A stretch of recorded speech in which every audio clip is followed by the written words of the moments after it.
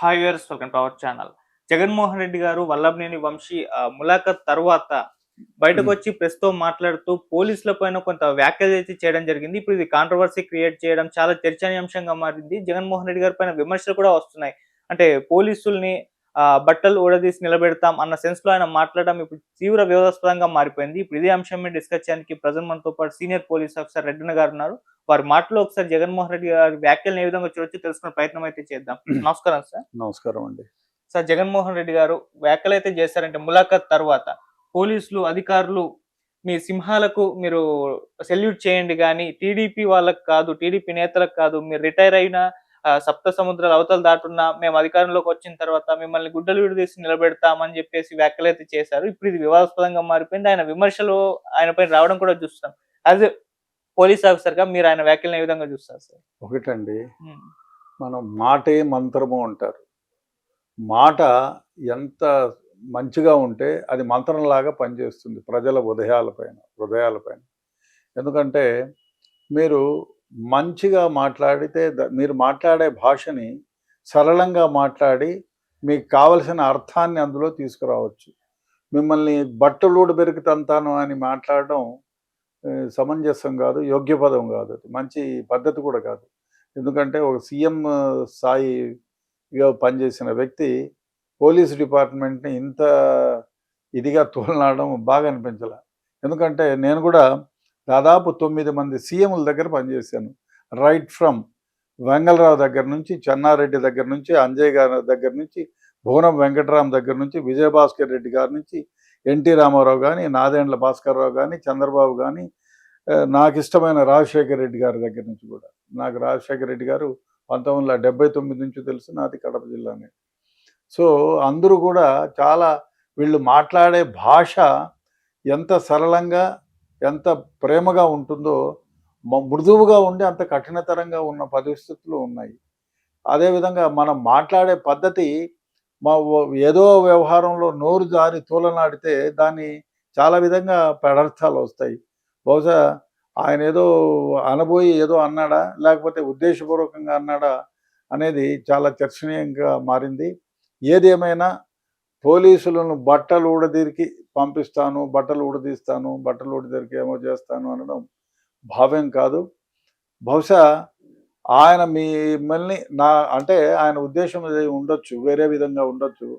But communication of language చాలా కఠినతరంగా ఉంది అది.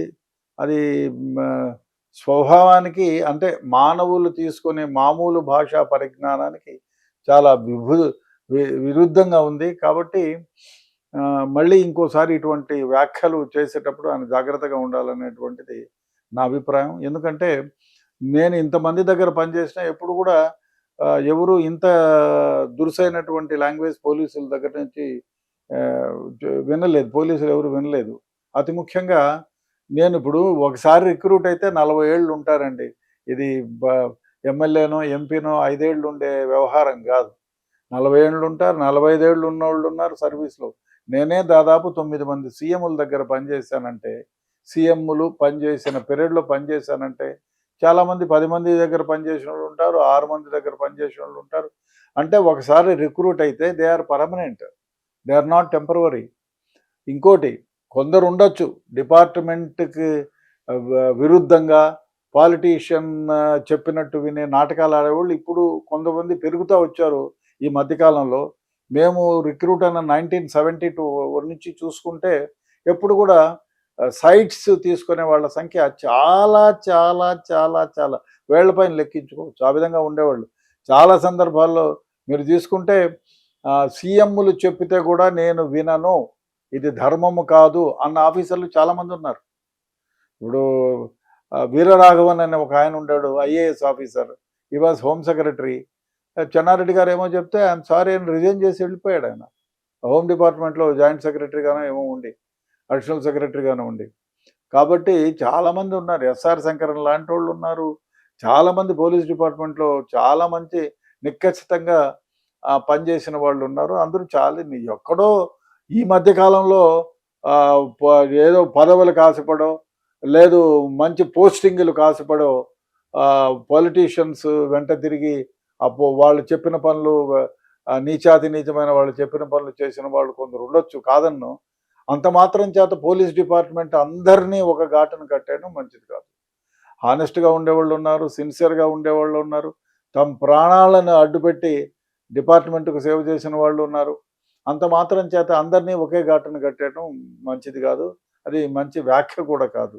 అతి ముఖ్యంగా ఎవరైనా ఉండారు అన్ని అన్ని అన్ని సి ఎవరు సీఎం అయినా వాళ్లకు అంటే ముందుగా ఇంత ఇదిగా ఉండేవి కావు. ఒకవేళ సీఎంలకి లేకపోతే క్యాస్ట్ బేసిస్నో లేకపోతే మంచి పోస్టింగ్ రావాలనో క్షుణ్ణమైనటువంటి కొన్ని నీచమైనటువంటి ప్రవృత్తులతో పొలిటీషియన్ చెప్పినట్టు ఆడేవాళ్ళ సంఖ్య ఈ మధ్య కాలంలో కొంచెం కొంచెం 1% 2% ఎక్కువైంది, కానీ నిజాయితీగా పనిచేసే వాళ్ళ సంఖ్య చాలా ఎక్కువ ఉంది ఇప్పటికి కూడా.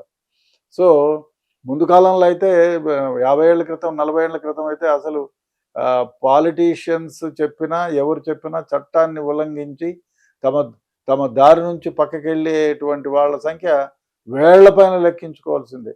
అసలు ఐపీసీ సిఆర్పిసి ఇవి పుట్టింది ఇప్పుడు 1960లో పోలీస్ డిపార్ట్మెంటే 1961లో పుట్టిందండి. 1861లో పుట్టింది. 1861 నుంచి పోలీసులు ఉన్నారు. ఇండియా 1947 తర్వాత మనకు స్వాతంత్రం వచ్చిన తర్వాత రిక్రూట్ అవుతారు, కానీ పాలిటీషియన్స్ లాగా 5 ఏళ్లకోసారి వాళ్ళని రిక్రూట్ చేసుకొని మళ్ళీ వాళ్ళని 5 ఏళ్ళు అయిపోయిన ఉద్వాసన పలకరు.